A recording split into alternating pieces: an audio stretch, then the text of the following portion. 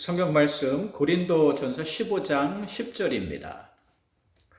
요즘 그 새벽에 예언서 말씀을 보고 있습니다. 이제 예레미야를 지나서 에스겔로 들어갔어요. 예언서 말씀은 하나님이 각 시대마다 하나님 말씀을 주면 그걸 예언자들이 이렇게 전한 겁니다. 우리가 예언자 하면 흔히 미래에 일어날 일들을 미리 말하는 사람 이렇게 생각을 합니다. 그런데 원래 그렇지 않습니다. 원래 의미는 앞에 서서 말하는 사람, 대신 말하는 사람이라는 뜻이 있어요. 그래서 선지자, 대언자라는 뜻이 더 정확합니다.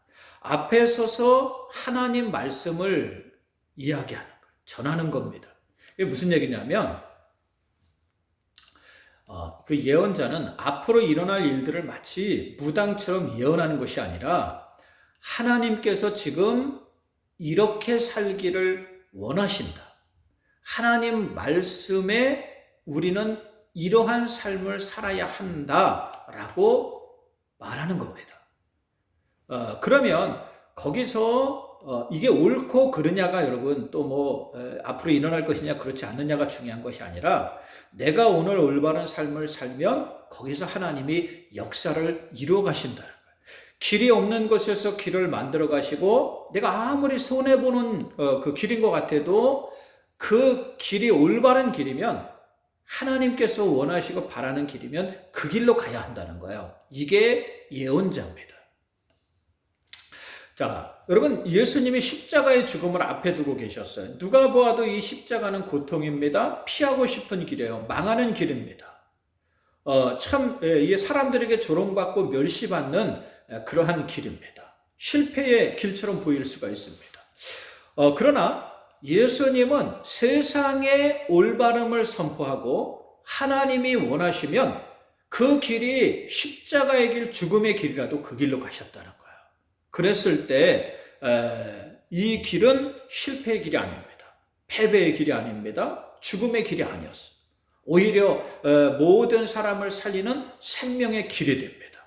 회복의 길이 됩니다. 모든 이 일들을 바꾸는 역사가 일어나게 된다는 거예요. 바로 우리는 이 길로 가야 합니다. 이러한 삶을 살아야 하는 줄 믿습니다. 세상에는 여러 가지 길이 있습니다. 우리 주변에는 늘 여러분 길이 있어요. 오늘도 우리 주변에는 360개의 길이 있습니다. 어느 길을 선택하고 어느 길로 가고 또 어떠한 사람을 만나면서 살아야 할지 우리는 오늘도 고민을 해요. 그리고 그 속에서 나에게 유익이 되고 이익이 되는 길이 과연 어디인가? 여기에만 우리가 몰두하고 생각할 때가 있다는 거예요. 그러나 여러분 우리는 선지자적인 삶을 살아야 합니다. 하나님께서 원하시면 하나님께서 바라시면 그 길이 아무리 손해되고 아무리 어려운 길이라도 그 길로 가야 되는 거야. 그러할 때 여기에 역사가 일어나는 줄 믿습니다. 여러분 밀림에는 원래 길이 없다잖아요. 내가 칼을 가지고 치고 나가면 거기가 길이 된답니다. 우리가 어떠한 확신을 가지고 믿음을 가지고 살아가느냐 중요합니다. 우리가 믿음을 가지고 치고 나가면 거기에 길이 열리기 때문에 그렇습니다. 여러분 성경의 다윗을 보십시오. 그에게도 길이 없었어요. 시골에서 목동이었습니다. 예루살렘 조그만 그 마을에서 대대손손 그냥 양이나 기르면서 크던 그런 집안이었습니다. 아무도 다윗을 알아주지 않았어요. 위로는 형들이 쟁쟁하게 7이나 있었습니다. 사무엘이 그 집에 왔을 때 그 왕이 될 사람을 선택하기 위해서 여러분 집에 오지 않습니까? 근데 그때 다윗의 아버지는 부르지도 않았어요. 다윗을. 왜 그렇습니까? 소년으로 자격이 없다는 거죠. 사람들이 알아주건 그렇지 않건 중요하지 않습니다. 사람들이 인정해주건 그렇지 않건 중요하지 않습니다. 내가 어떠한 확신을 가지고 사느냐, 내가 어떠한 믿음을 가지고 사느냐, 이것이 중요합니다. 우리는 하나님을 향한 확신을 가지고 하나님을 향한 믿음을 가지고 살아야 합니다. 다윗이 이렇게 살았어요. 그랬을 때 그의 삶 속에서 역사가 일어나는 것을 볼 수가 있습니다. 다윗이 여러분 이렇게 이제 역사에 등장하는 거는 언제부터입니까? 골리앗과의 싸움부터잖아요. 여러분 그 다윗이 왜 골리앗과 싸우러 가게 되는지 아십니까? 그 만나는 배경이 형들은 나가서 전쟁터에서 막 여러분 열심히 막 싸우고 있었습니다. 그래서 그 형들한테 도시락을 전해주러 가서 골리앗을 만나게 돼요. 예. 그러니까 뭐 거기에 갈 만한 그런 처지도 안 되었다라고 봤던 거죠. 그러나 다윗이 가서 보니까 사람들이 막 어쩔 줄 몰라 하고 있어요. 골리앗은 키가 여러분 뭐 2배는 되지요. 갑옷을 튼튼한 갑옷을 입었지요. 투구를 썼지요. 그 다음에 칼을 차고 이 손에는 방패와 창을 들었습니다. 감히 나가서 싸울 엄두를 내지 못하는 거예요. 근데 그때 다윗이 물맷돌을 들고 싸우러 나갑니다. 그러면서 골리앗을 향해서 외칩니다. 너는 칼과 창으로 무장하고 나왔지만 나는 만군의 여호와 하나님의 이름으로 나왔다. 그러면서 물맷돌을 힘차게 던져서 골리앗 이마를 정통으로 맞췄어. 그러니까 그 덩치 큰 골리앗이 그 돌에 맞아가지고 그냥 잠깐 정신을 잃습니다. 그래서 막 뛰어가가지고 다윗이 골리앗의 칼을 빼서 골리앗을 무찌릅니다. 여러분 하나님의 행하시면요 놀라운 역사가 일어나요. 하나님을 신뢰하고 사는 사람에게 역사가 일어나는 줄 믿습니다. 여러분 다비드상이라는 그 조각상이 있죠. 그 미켈란젤로가 조각한 건데요. 세계에서 가장 정교하고 가장 위대한 조각품이라고 해요. 이 다비드상을 여러분 잘 보시면 이 모델이 누구냐면 바로 다윗이에요. 그 모습을 이렇게 보면 다비드상 손을 이렇게 여러분 뒤로 이렇게 하고 있습니다. 무엇인가를 딱 던지려고 준비하고 있는 자세예요. 바로 다윗이 골리앗에게 물맷돌을 던지려고 준비하는 그 순간을 포착해서 이걸 조각한 겁니다. 하나님은 다윗의 조각상까지도 유명하게 만드시는 줄 믿습니다. 그러므로 예레미야서 29장 11절에 하나님께서 말씀하시기를 너희를 향한 나의 생각은 재앙이 아니요 축복이며 너희에게 미래와 소망을 주는 것이라고 하셨습니다. 이러한 하나님을 신뢰하는 여러분들 되시기 바랍니다. 이러한 하나님을 신뢰하며 역사를 이뤄가는 여러분들 되시길 주의 이름으로 축원드립니다. 잠언서 16장 9절에 사람이 마음으로 자기의 길을 계획할지라도 그 걸음을 인도하시는 분은 여호와 하나님이라고 하셨습니다.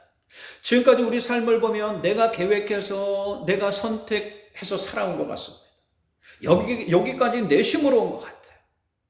저도 인생을 돌아보면 수많은 선택의 시간들이 있었습니다. 길들이 있었어요. 어느 길로 가야 할지 몰라 답답할 때도 있었습니다. 그 시간마다 나름대로 고민하고 신중하게 선택해서 오늘날 여기까지 온 것 같습니다. 제가 선택한 것 같습니다. 제가 계획하고 진행해 온 것 같습니다. 그러나 그렇지 않습니다. 여러분이 선택한 것 같고 여러분이 만들어 온 것 같지요? 그렇지 않습니다. 뒤돌아보면 나의 지혜나 나의 직감으로 된 것이 아닙니다. 하나님이 계획하시고 인도해온 길이라는 사실이에요. 제가 예전에 지은 시가 있어요. 하나님의 수채화라는 시입니다.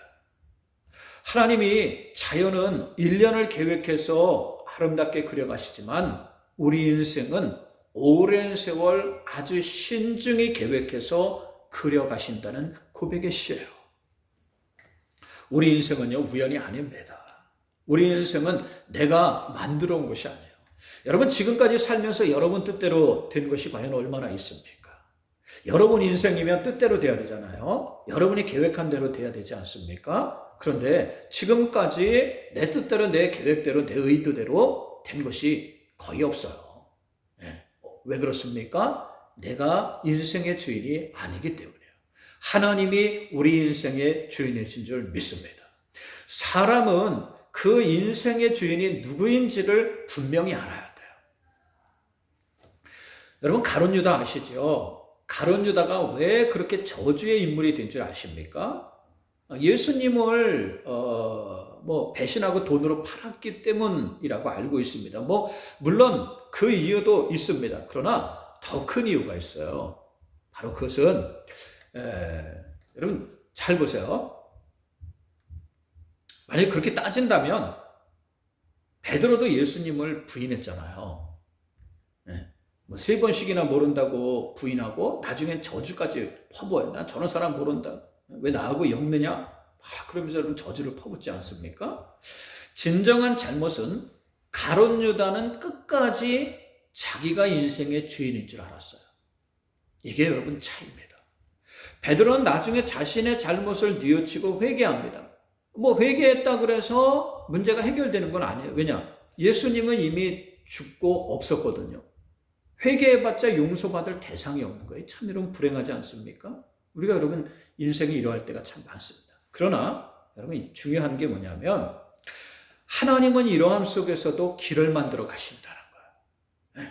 여러분 주님이 부활하십니다. 다시 살아나시. 그래서 베드로를 먼저 찾아와 주십니다. 그리고 베드로에게 묻습니다. 내가 나를 사랑하느냐? 내가 나를 사랑하느냐? 내가 정말로 나를 사랑하느냐? 3번씩이나 물으십니다. 왜 그렇습니까? 베드로가 3번 부인한 것을 마음에 두시고 치료해 주시기 위해서. 그러자 베드로가 대답합니다. 제가 주님을 사랑합니다. 이제부터 주님을 사랑합니다. 진정으로 주님만 사랑하겠습니다. 대답해요.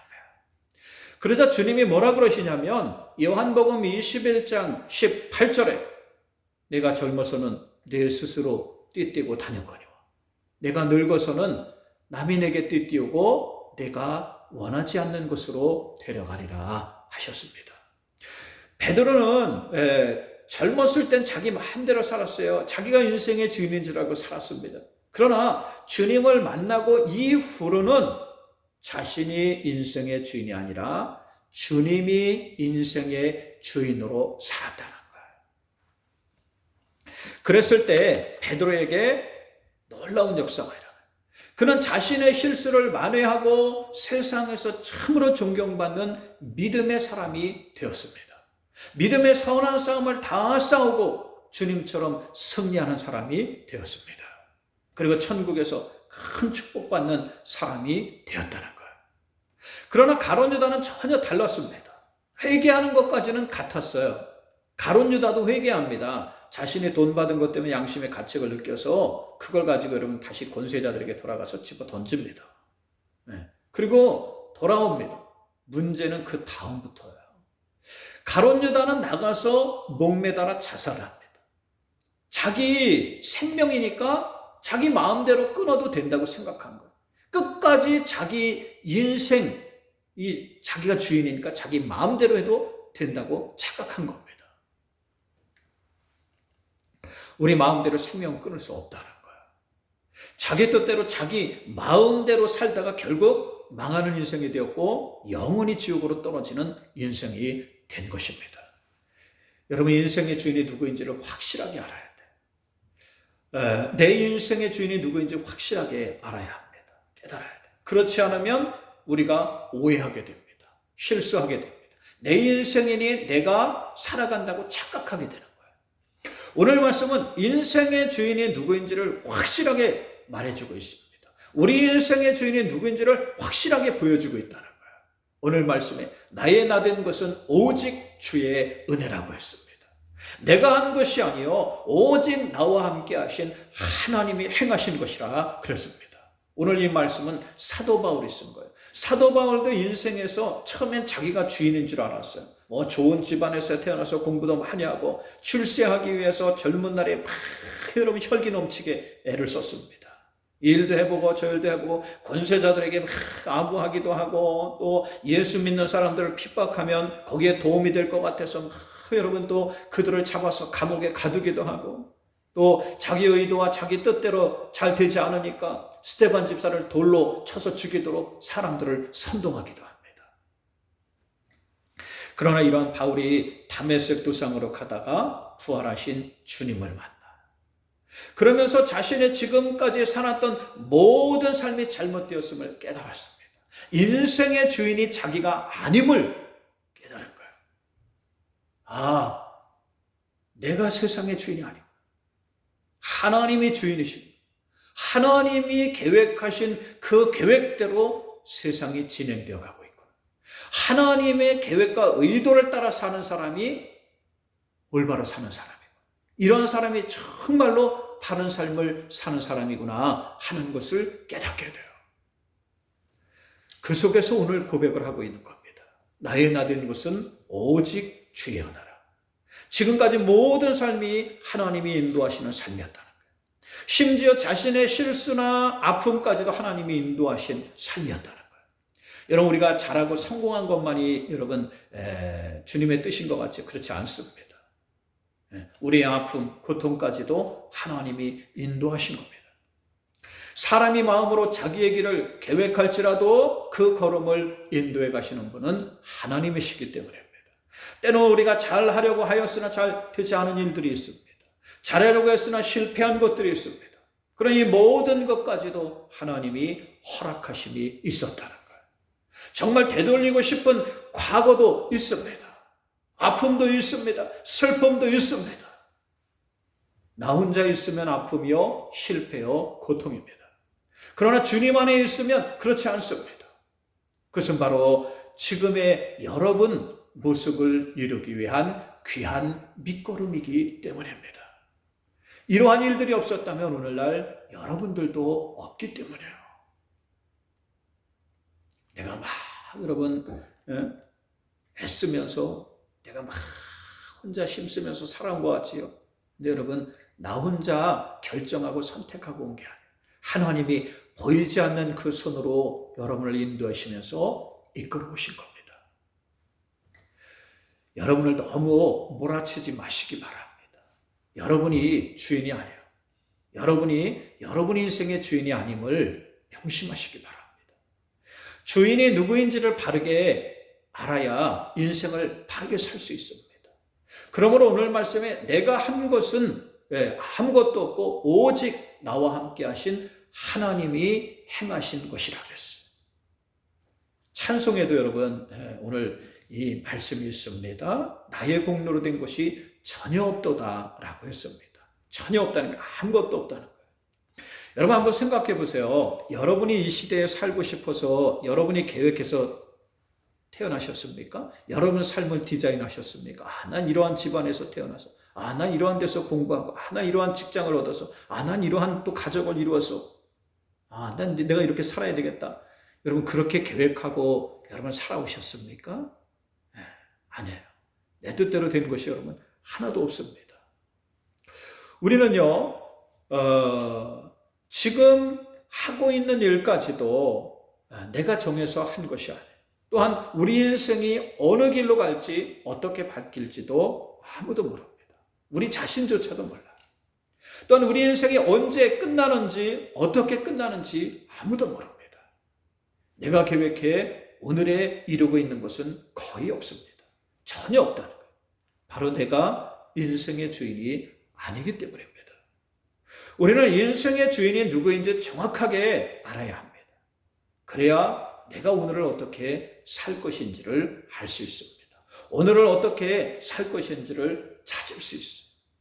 오늘 성경 말씀은 인생의 주인이 누구인지를 분명히 말해줍니다. 내 인생의 주인이 누구인지를 정확히 보여주고 있다는 거예요. 하나님이 여러분 인생의 주인이심을 명심하시기 바랍니다. 하나님이 여러분 인생을 진행해 가고 계심을 확실히 붙잡으시기 바랍니다. 이런 사람은 세상을 다르게 삽니다. 새로운 삶을 살아요. 새로운 길을 만들어가며 삽니다. 전혀 예상하지 못한 크고 놀라운 역사를 이루면서 산다는 것입니다. 여러분들이 이러한 사람이 되라고 오늘 부르셨어요. 이 말씀을 듣게 하셨습니다. 방송으로 이 말씀을 듣게 하셨어요. 여러분, 세상의 소리가 아니라 하나님 말씀을 따라서 사시길 주의 이름으로 축원드립니다. 오늘 말씀이 여러분에게 주시는 하나님 말씀이 되시길 주의 이름으로 축원드립니다. 기도합니다. 하나님, 오늘 이렇게 방송으로 예배드리게 하심을 감사합니다.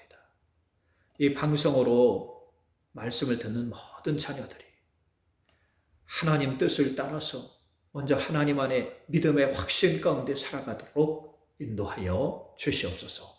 그러므로 인생의 길을 만들어가며 그 속에서 놀라운 하나님의 은혜를 체험하게 하옵소서. 한 주간도 주님의 은혜 안에 살게 하옵소서. 예수님의 이름으로 기도 올리옵나이다. 아멘. 여러분 주기도문 하시고 예배 마치시기 바랍니다. 그리고 그 카톡으로 선교사님 CBS에 방송된 그 방송이 있습니다. 그래서 제가 같이 올리니까 그 방송도 들을 수 있도록 하시기 바랍니다.